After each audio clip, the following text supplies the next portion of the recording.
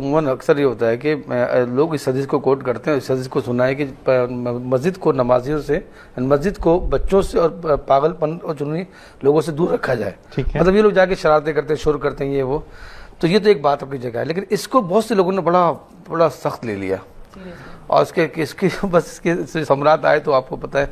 मतलब एक वक्त का मैं आपको वाकया बताऊं कि जब मैं छोटा था, मैं अपनी पहले मिसाल दूं ताकि समझ में आए, छोटा था तो गलती से जिस जगह मैं खड़ा हुआ ना, तो इस मेरे हाथ से ना वो फैन दब गया, फैन के बटन दब गया ना, और सर्दी के दिन थे, तो वो जो दबना था और बस वो जो रात जो फजर की जो नमाज हुई ख़त्म होने के बाद, तो वो एक बड़े साहब खड़े हो, किसने जलाया, तो मैंने सच बोल दिया कि मुझसे ही हुआ।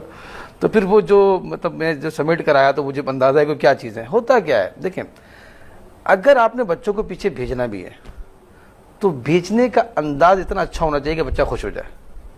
बेटा आप पीछे चले जाओ, इंशाल्लाह जब तुम बढ़ोगे फिर तुम आ जाना आगे, ठीक है बेटा। एक तो तरीक़ेकार है, और एक पीछे जाओ। हाँ, वो खींच के पीछे, मतलब वो जो एक स्टाइल है ना, उस बच्चा कहता है कि मैं आया किधर हूँ, और फिर वो आता भी नहीं है दोबारा। मैं तो आया मस्जिद हूँ ना।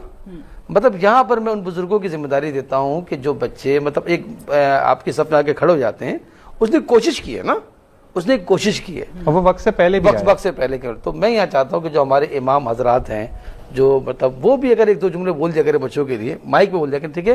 जो छोटे बच्चे हैं वो सुन्नतें वगैरह पढ़ लीजिएगा, क्या जब फर्ज पीछे चले जाइएगा, जब आप बड़े होंगे तो फिर आप आगे आ जाए। लेकिन तो इस तरह तामीर सोच बनती है बच्चों की, जिस तरह एक क्लास में होते हैं ना, KG 1 से KG 2 में जाना है, KG 3 में जाना है, फिर 4 में जाना है या 5 में क्लास में जाना है हमने, तो बच्चा देखता है कि टास्क होती है ना, इस टास्क के बाद इस वाली क्लास में जाना है। तो जब बच्चे को लगेगा ठीक है अभी तो नमाज हम पढ़ लेते हैं, कि जो फर्ज नमाज पढ़ने के लिए हमें थोड़ा बड़ा होना पड़ेगा, तो कुछ ना कुछ क्यूरी चलानी पड़ेगी। फर्ज नमाज की मैं गुफ्तगू कर रहा हूँ, चूंकि ज़ाहिर उसको सफ़े में खड़ा होना है। ऐसे ही है, अगर हम बच्चों को इजाज़त, जिसको जहाँ मर्जी है खड़ा हो जाए, आप मुझे पता नमाज का नक्शा क्या हो चुका होगा उस वक्त। ऐसे ही है। तो जो बच्चे समझदार होते हैं और जो लगता है तो उनको खड़े कर भी दिया, कोई मुज़ायका नहीं है, लेकिन कुछ ऐसे बच्चे जो आपको लगता है कि शरारत करते हैं, तो उन बच्चों के लिए को बता रहा हूँ मैं।